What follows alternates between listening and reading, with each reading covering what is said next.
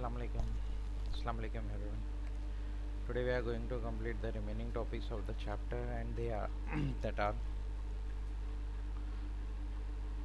freezing a field.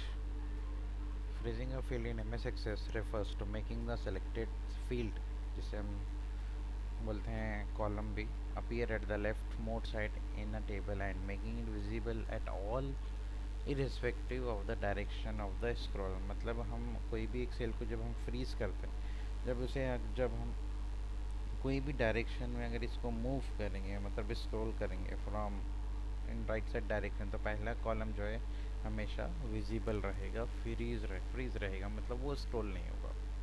To freeze columns follow the steps given below. Open the table in data sheet view. मतलब already यहाँ पर हम data sheet view, in case अगर हम ये design view में रहते हैं तो हमें डेटा शीट में जाने के लिए कौन सा बटन प्रेस करना है, यहाँ से F6. ओके, F6 प्रेस करते हैं, या फिर just right click the table and from the context menu click on open. In this way we'll come back into the data sheet view. Right click the column heading of the field that you want to freeze. Select the freeze field option from the context menu. You will observe that the selected column is shifted to the extreme left of the table. Show here.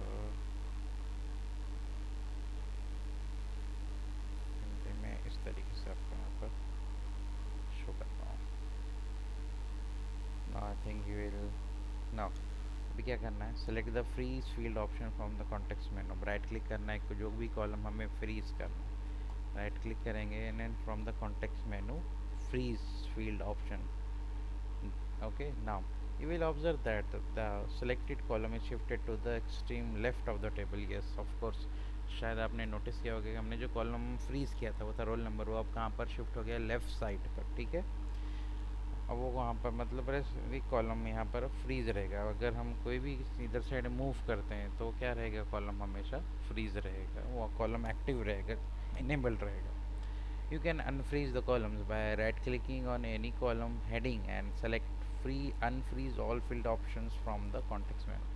हमें अगर ये column को unfreeze करना है तो हमें कोई भी कॉलम की हेडिंग पर राइट क्लिक करना है. यहाँ राइट क्लिक करते हैं एड्रेस के कॉलम पर एंड अनफ्रीज ऑल फील्ड्स. सो जो हमने फ्रीज किया था वो अनफ्रीज हो जाएगा.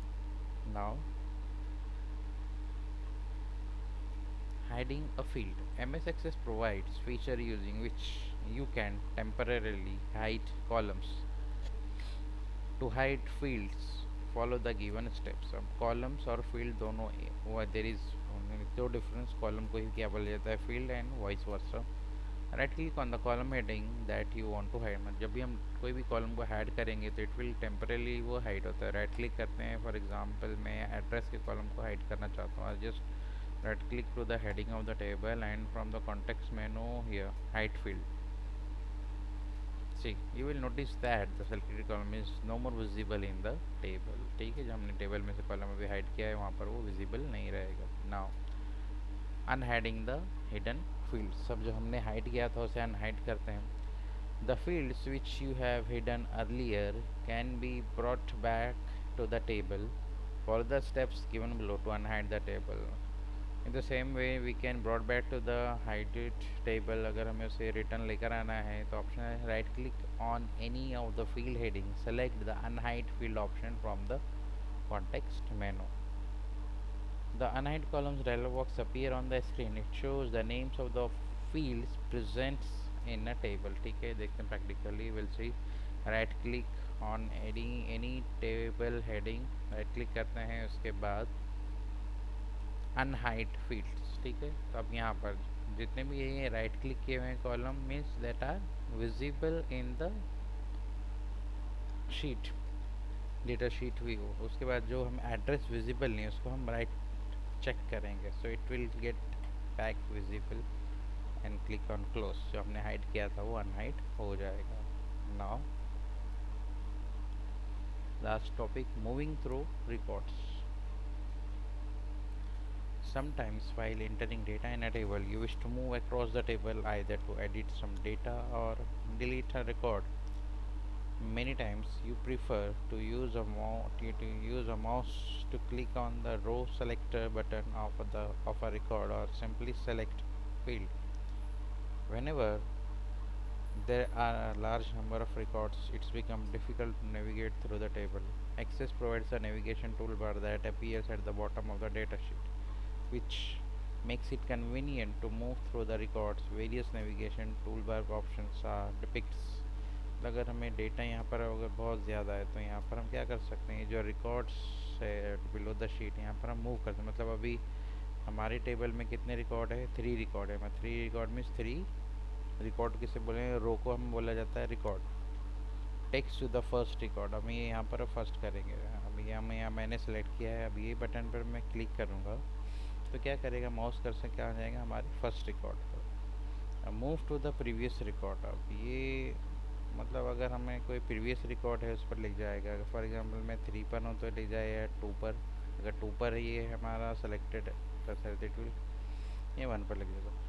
Type the specific record numbers to move on, अगर हमें कोई स्पेसिफिक रिकॉर्ड नंबर पर जाना है यहाँ से तो मैं यहाँ से 3 करूँगा और फिर इज़ द एंटर की. तो directly cursor will move on the third record.